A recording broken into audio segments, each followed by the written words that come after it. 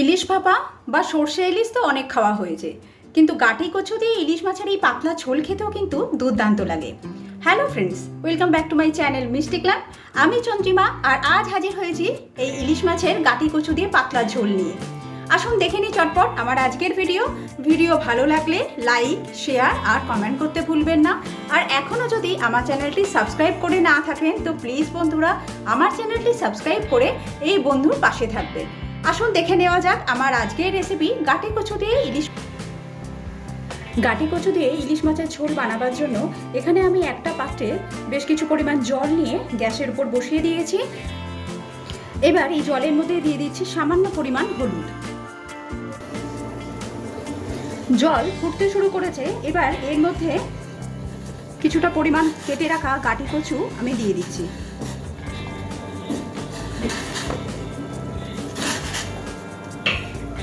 এবার গ্যাসটা আমি অফ করে দিলাম। বেসিক্যালি আমরা কচুটাকে একটুখানি ভাপিয়ে নেব। গ্যাসটা অফ করে এই পাত্রটাকে আমি একটু কভার করে দেব। এইভাবে 4 থেকে 5 মিনিট রেখে দেবো। এবার আমি ইলিশ মাছগুলোকে ভেজে নেব। তার জন্য কড়ার মধ্যে দিয়ে দিচ্ছি সর্ষের তেল।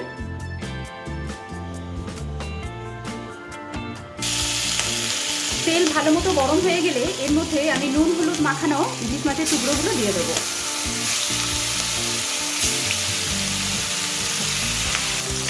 হালকা করে মাছগুলো একটুখানি ভেজে নেব।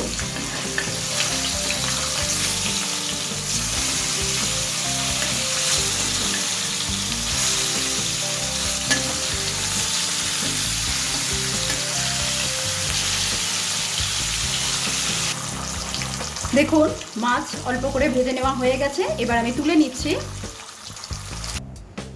বাকি পিসগুলো ভেজে নেব।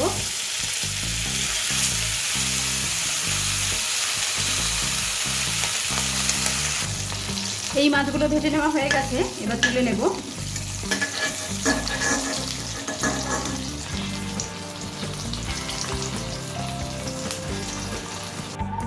মাছগুলো ভাজা হয়ে গেলে এই যে তেলটা বেরিয়ে, ইলিশ মাছ ভাজতে বেশি তেল দেওয়ার দরকার পড়ে না, কেননা মাছ থেকে তেল বেরোয়।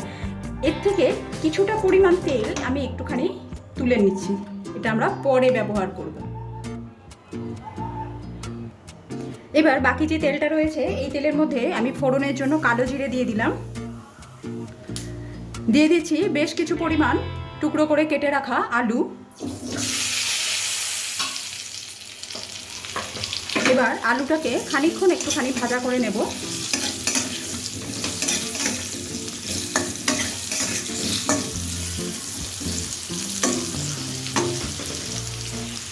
অল্প সময় নিয়ে আলুগুলো একটুখানি ভেজে নেবার পর আমি এখানে ভাপিয়ে রাখা কচুগুলো অ্যাড করে দিলাম। সেই সাথে অ্যাড করে দিচ্ছি 4টে চিড়ে রাখা কাঁচা লঙ্কা, দিয়ে দিচ্ছি নুন, দিচ্ছি হলুদ, এবার দিচ্ছি সামান্য পরিমাণ গুঁড়ো লঙ্কা, এবার অ্যাড করে দিচ্ছি হাফ টিস্পুন কাশ্মীরি লঙ্কার গুঁড়ো। এবার অল্প কিছু সময় নিয়ে এটাকে একটুখানি ভেজে নেব। জাস্ট নাড়াচাড়া করে নেব, প্রপারলি ভাজারও দরকার পড়ে না।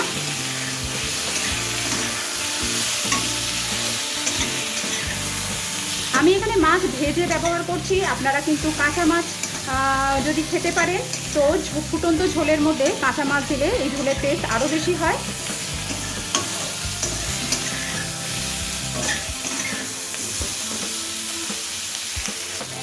অল্প সময় নিয়ে এটাকে ভেজে নেবার পর এর মধ্যে আমি জল অ্যাড করে দেবো।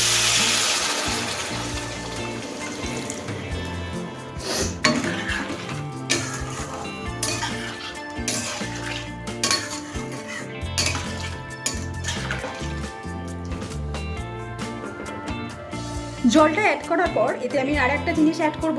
এখানে আমি 1.5 টিস্পুন কালো সর্ষেকে শিলে বেটে নিয়েছি, তারপর এটাকে ছেঁকে নিয়েছি। ছেঁকে নেবার পর এই যে সর্ষে গোলা জলটা এটাও আমি এর মধ্যে দিয়ে দিচ্ছি। জলটা দেবার পর যে সামান্য পরিমাণ নুনের প্রয়োজন সেটা দিয়ে দিলাম। এবার এটাকে কভার করে দিয়ে আলু আর কচুটাকে প্রপারলি সেদ্ধ করে নেব। আলু আর কচু যখন প্রায় 80% সেদ্ধ হয়ে যাবে সেই সময় আমি ভেজে রাখা মাছ এর মধ্যে অ্যাড করে দেবো।